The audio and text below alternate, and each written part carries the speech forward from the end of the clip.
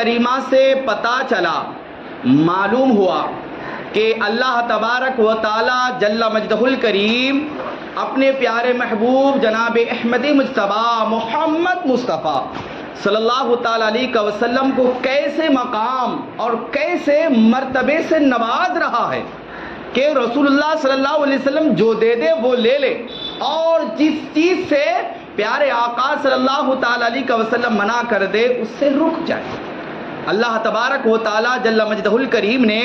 ہمیں یہ حکم دیا، تو اب ہمیں یہ چاہیے کہ ہم پیارے آقا صلی اللہ تعالی علیہ وسلم کی عظمت کو سمجھیں،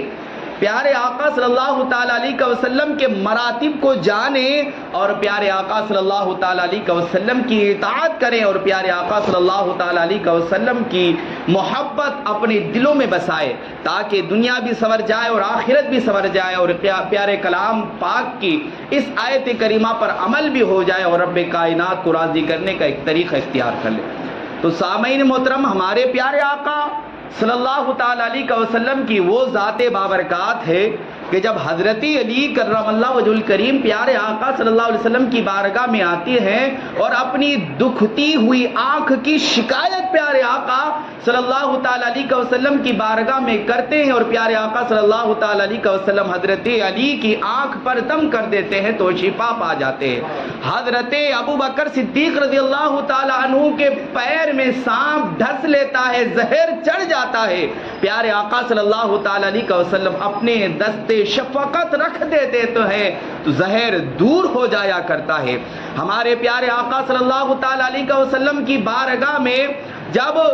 صحابی رسول اپنے بچے کو گونگا ہونے کی وجہ سے لے کر آتے اور پیارے آقا صلی اللہ تعالی علیہ وسلم کی بارگاہ میں اپنے بچے کے گونگا ہونے کی فریاد کرتے ہیں، اور اللہ تبارک و تعالیٰ کے پیارے حبیب صلی اللہ تعالی علیہ وسلم کی بارگاہ میں کہتے ہیں کہ اسے شفا بخش دیجیے، تو پیارے آقا صلی اللہ تعالی علیہ وسلم اپنے ہاتھ کا دھویا ہوا پانی جب اس بچے کو پلا دیتے ہیں تو وہ بچہ بولنے کی طاقت سے پیارے آقا صلی اللہ علیہ وسلم کے اس دھوئے ہوئے پانی کی وجہ سے بولنا شروع کر دیتا ہے۔ پیارے آقا صلی اللہ تعالی علیہ وسلم کی وہ ذات بابرکات ہے کہ پیارے آقا صلی اللہ تعالی علیہ وسلم کی بارگاہ میں جب حضرت عتیق آتے ہیں اور اپنی ٹوٹی ہوئی پنڈلی کو لے کر پیارے آقا صلی اللہ علیہ وسلم کی بارگاہ میں عریضہ پیش کرتے ہیں، تو پیارے آقا صلی اللہ تعالی علیہ وسلم اپنے دستے گرم کو ان کے پنڈلی پر پھیرتے ہیں تو وہ پنڈلی جڑ جاتی ہے، جس طرح کہ آج کل کے ڈاکٹر پھیرا کرتے ہیں، جوڑا کرتے ہیں۔ سامعین محترم، ہمارے پیارے آقا صلی اللہ تعالی علیہ وسلم کی بارگاہ میں حضرت قتادہ آتے ہیں اور ان کی آنکھ میں تیر لگا ہوا زخمی ہوئے ہیں، پیارے آقا صلی اللہ علیہ وسلم کی بارگاہ میں جب فریاد کرتے ہیں، پیارے آقا صلی اللہ تعالی علیہ وسلم اپنے دستے شفقت کو جب حضرت قتادہ پر پھیرتے ہیں تو ان کا زخم دور ہوتا ہوا دکھائی دیتا ہے۔ پیارے آقا صلی اللہ تعالی علیہ وسلم کی بارگاہ بے کسپرہ میں حضرت ابو قتادہ کے جسم پر ایسے بال جمنا شروع ہو جاتے ہیں اور ان کے چمڑے پر، ان کی کھال پر ایسی رنگت پیدا ہو جاتی ہے کہ گویا حضرت ابو قتادہ 70 سال کے عمر کے انسان نہیں ہے بلکہ ابھی جوان ہوئے انسان نظر آتے ہیں۔ حضرت ابو ہریرہ رضی اللہ تعالیٰ عنہ ہمارے پیارے آقا صلی اللہ تعالیٰ علیہ وسلم کی بارگاہ بے کسپنہ میں اپنے حافظہ کی یاد نہ ہونے کی شکایت لے کر حاضر ہوتے ہیں تو پیارے آقا صلی اللہ تعالیٰ علیہ وسلم ان کے حق میں دعا فرما دیتے ہیں تو ان کا حافظہ قوی ہوتا دکھائی دیتا ہے۔ حضرت جابر ابن عبداللہ رضی اللہ تعالیٰ عنہ پیارے آقا صلی اللہ تعالیٰ علیہ وسلم کی بارگاہ میں اپنے قرض کا بوجھ ہلکا کرنے کے لیے آتے ہیں، پیارے آقا صلی اللہ تعالیٰ علیہ وسلم ان کی رہنمائی فرماتے ہیں تو وہ قرض کے بوجھ سے شفا پاتے ہوئے نظر آتے ہیں۔ تو سامعین محترم، پتہ چلا، معلوم ہوا کہ ہمارے پیارے آقا صلی اللہ تعالیٰ علیہ وسلم کو اللہ تعالیٰ نے وہ مقام، وہ مرتبہ عطا فرمایا کہ رب کائنات نے کسی کو وہ مقام و مرتبہ نہیں دیا ہے۔ بخاری شریف کی حدیث ہے جس میں حضرت جابر بن عبداللہ رضی اللہ تعالیٰ عنہ کا واقعہ لکھا ہوا ہے۔ حضرت جابر بن عبداللہ رضی اللہ تعالیٰ عنہ بیان فرماتے ہیں کہ جنگ احد میں میرے والد شہید ہو گئے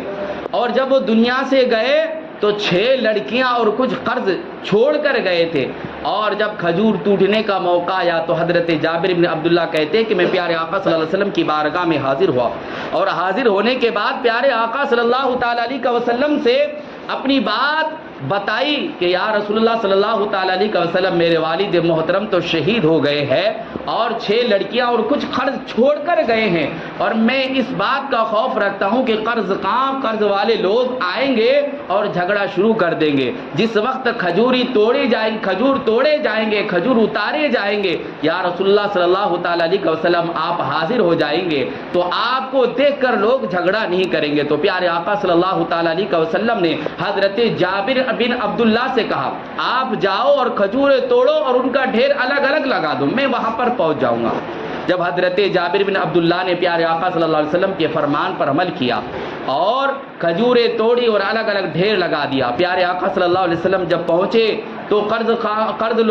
والے لوگوں نے پیارے آقا صلی اللہ تعالیٰ علیہ وسلم کو دیکھا تو جھگڑے کرنے کے بجائے اور سخت ناراض ہو گئے اور سخت باتیں پیش کرنے لگے۔ تو پیارے آقا صلی اللہ تعالیٰ علیہ وسلم نے کھجور کے ڈھیر کے 3 چکر لگائے اور اس ڈھیر پر بیٹھ گئے، اور بیٹھنے کے بعد کہا اے جابر بن عبداللہ، قرض خواہوں کو یہاں پر بلا لو اور ان کا قرض ادا کرنا ناپ کر دینا شروع کر دو۔